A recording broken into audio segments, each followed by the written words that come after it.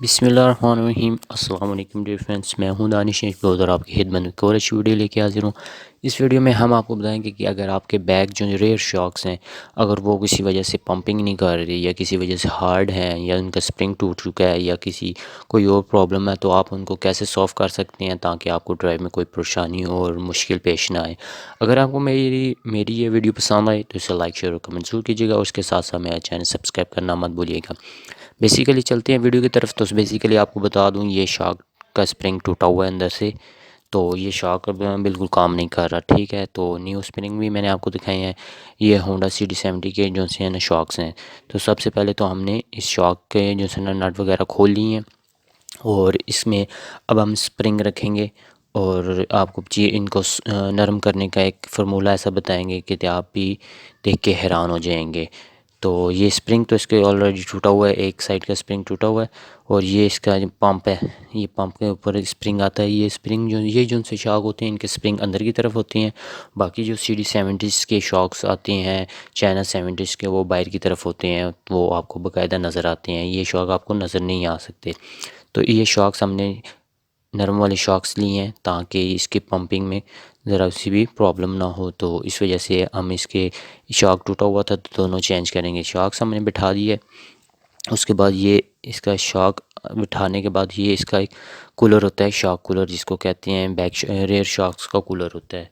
इसमें हम जो है ना शॉक्स को बांध के इसके नट, क्योंकि ऐसे तो इसका ऊपर से नट हम नहीं लगा सकते, और इसका सब लगाने के बाद इस शॉक का हम आपको पंपिंग दिखाएंगे कि कितनी अच्छी है। अगर आपके बाइक के भी शॉक के स्प्रिंग टूट चुका है या स्प्रिंग लूज़ हो चुका है या स्प्रिंग में कोई और किस्म का फॉल्ट है, तो आप भी घर में ही आराम से कर सकते हैं। आपको मैकेनिक के पास जाने की ज़रूरत नहीं है। तो ये इससे एक आपका ख़र्चा भी बचेगा और आपको थोड़ा सा एक्सपीरियंस भी हासिल होगा।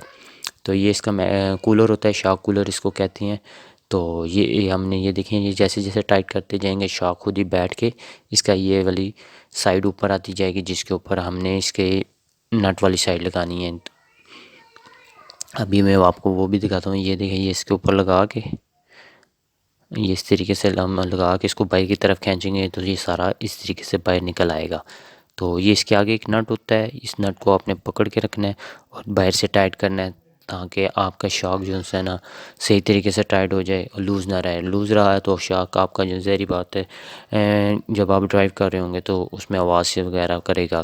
तो इस तरीके से हमने इसकी एक साइड पे चाबी लगा के और दूसरी साइड से रेंच की मदद से जो है ना इसका शॉक को टाइट कर लिया। अब उसके बाद हम ये खोलते हैं और इसके बाद हम आपको शॉक का जो है ना जो कहते हैं इसकी शॉक की लचक आपको दिखाती हैं और इसकी नरम होने दिखाते हैं आपको कितना नरम हुआ है शॉक हमारा।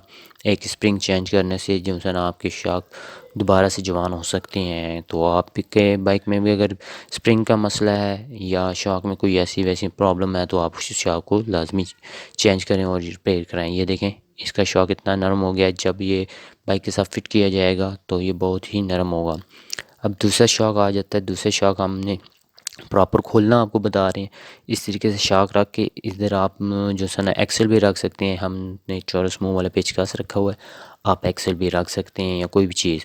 इस तरीके से हमने ये इधर से चाबी फंसा के इसका यहाँ से नट खुलता है। दूसरे शॉक्स का जो सा होता है जिनका स्प्रिंग बाहर होता है वो उनका नट ऊपर से खुलता है। ये जो है ना CD70 होंडा CD70 के जो शॉक हैं इनका जो है ना नीचे की तरफ से खुलता है। ये स्प्रिंग टूटा हुआ है और ये हमने न्यू स्प्रिंग लाया है और इतना एक्सपेंसिव भी नहीं है आज के दौर में।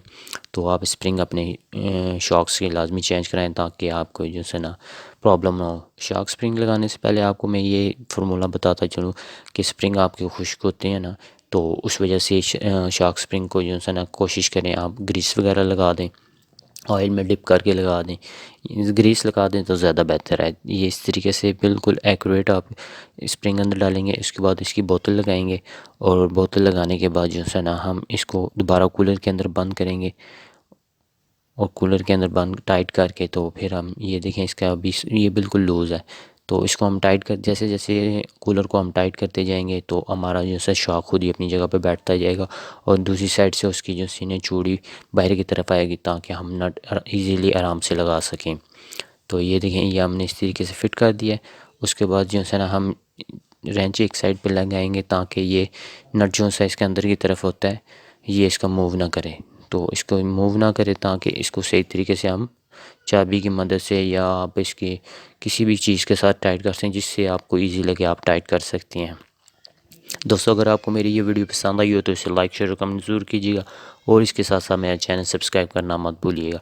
अब आपके इसके बाद मैं आपको शार्क का एक लास्ट रिव्यू दिखा देता हूँ। ये शार्क्स हैं और ये इनकी स्प्रिंग है। ये देखें, ये पुराने स्प्रिंगों की हालत देख लें, ये कैसे पंपिंग अच्छी करें। मिलते हैं इंशाल्लाह नेक्स्ट वीडियो के साथ, तब तक के लिए अल्लाह हाफिज़।